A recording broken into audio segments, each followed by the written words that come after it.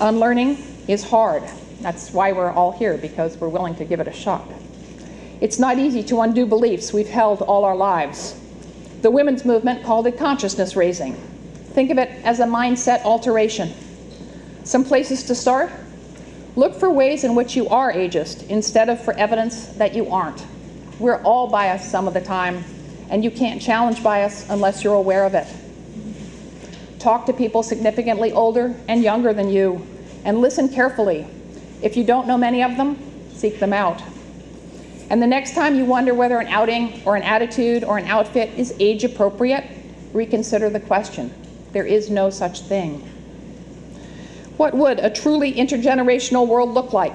How could we work together to bring it about?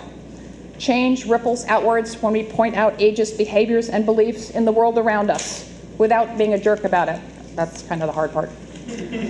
Some places to start: train yourself to notice when everyone in a group is the same age, and unless there's some legitimate reason, speak out about it. Assume capacity, not incapacity.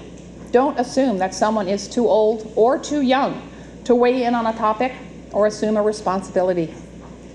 And if you're feeling ambitious, start a consciousness-raising group. You've got the guide on your chair.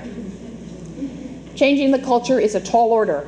You hear people say, "Don't call me old," all the time. Or stuff like, "My mom's 94, but she's not old."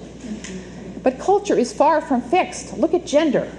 Western culture used to view it as a rigid binary, right? Male or female. And now we understand that it is far more fluid. If gender can be conceived of this way, why not age, which is obviously, clearly a spectrum?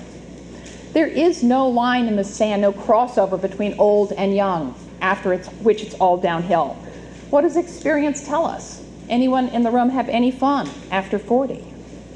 We need to overturn the grotesque notion that 2/3 of life is downhill.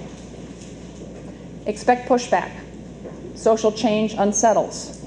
It's worth it. What kind of world do we want to grow old in, and for our children and grandchildren, many of whom will live to be 100, to inherit? If marriage equality is here to stay, why not age equality? If gay pride has gone mainstream and millions of Americans now take pride in identifying as disabled, why not age pride? The only reason that idea might sound outlandish is because this is the first time you've encountered it. It won't be the last. Longevity is here to stay. Ending ageism benefits us all. It's time to end ageism. It's time for a radical aging movement.